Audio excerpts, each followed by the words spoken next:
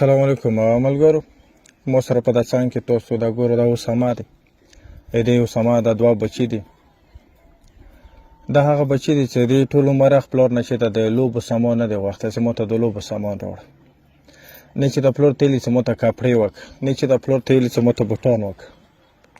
دا چې د په یو خوشحالي موقع باندې هم د سامانونو طلب د پلور نه کېده، همیشه دپاره بس پلور ته دی مو ولمبه مو غوړ که دا وړه ماشومه دی، دا هغه یې لور دی، دا یې زوی دی.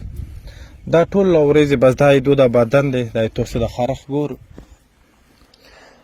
د خرخ د وجې نه د دې بچي یوه سترګه هم ضایع شوې ده. او که تاسو هغه ماشومه وکسو، هغه هم په دې حالات کې دی چې هغه په یو ټیم هم نه د آرام شته دی، نه د خوب شته دی، او نه د مور او د پلار آرام شته نه خوب شته. په وجې د دې چې کله تو په کاله کې داسې بچي وي چې هغه د لوبو دپاره یو ټیم نه یې هغو سره د ګرونې د وجې نه، او هغو سره د دغې د بیماري وجې نه، د دغې د چمړې د دغې غریبانۍ او د دغې هغه وجې نه دغه مور و پلار چېرته وتلی هم نه شي. تاسو دا دواړه ماشومان کس دا ګرځېدلی هم نه شي، دو څه ګرځي دو پښې چاودېږي.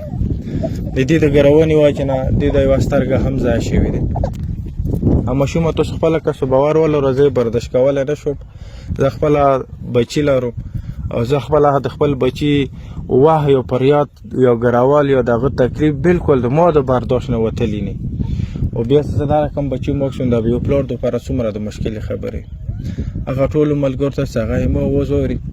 د اسامه په بچیو علاج کې موږ سره څه کوم رقم هم څوک تعاون کولی شو، د علاج په سلسله کې، د مشورې په سلسله کې، د زکات او د خیرات په سلسله کې موږ غواړو چې د دې دغو بچیو علاج وشي. دا بچي تاسو لیدلی شو چې دا څومره مشکل کې دي، دا به یوه ګنټه څومره مشکله تېروي، دا به یوه ورځ څومره مشکله تېروي، دا به شپه څومره مشکله تېروي، دا د شپې هم لمبېدلو لپاره روپسېږي، دا د شپې هم 5 ګزارې 4 ګزارې لمبوي، دا هره ورځ شپې ورځې کې څو ګزارې دا څو پرې د دو بدن وچي دا غریبانه یې څه مو ولمبه په وجه نه چې د دو بدن لون نه وي، دو بدن غوړ نه وي، دو بدن خورښ کوي، دو بدن ګرولو ته محتاج وي. چې کله دو بدن ګروي نو دو ته نور هم دار کېږي. دا کله کله دومره ځانونه وګري چې دومره وینه روانې چې د خرخ وجې نه دوی ته تکلیف نور هم زیات شي.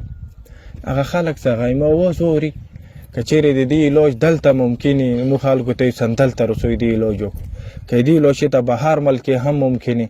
هغه خلک چې هغه یې ما وځوري، دغونه دردېدلي خلک، دغونه ضرورتمند خلک د علاج دپاره زه به نن په موجوده دور کې د موږ په علاقې کې بل څوک نه څومره هم یې موږ خلک چې وځوري، موږ ټولو ته اپیل دی د دغو دواړو په علاج کې موږ سره د زړه نه د اخلاص نه موږ سره تعاون وکړو چې دو د تکلیف مو نور کم کړو.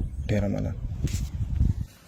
ما د محمد اسامه دو پیدایشي همداسې دي، لکه چمړی پیدایشي خرابه دی او ځانونه ډېر ګروي، دې والا خو ډېر هغه دی ځانونه وګروي، وینې ونڅي او وینې ونه بهیږي. هغه دی د دې والا سترګان دي چمړې وجې نه خرابه شوي دي، یوه سترګه د ګرونې وجې نه خرابه شوي دي. او دان څه کله خوبیولي وي سترګې نه پټېږي، دا سترګې کولو وي څه خوبیول یې دا ولې دې لکه د چمړه پوس خاښه دی، په دې ځینه بس پټېږي نه او سترګې کولو وي.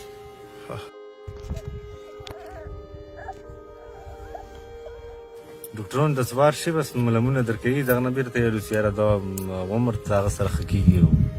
ته دغه علاج وس لرئ؟ نه مو زه خپله دړي کوم، دا نه سوه دړي وکړي، زه به کور خرچه په هغه کې علاج به وکړم. خلکو ته څه وینا کول غواړي؟ خلکو ته بس دا وینا دی څه مدد کولی شي چې د علاج ته کېږي، څوک علاج کولی شي.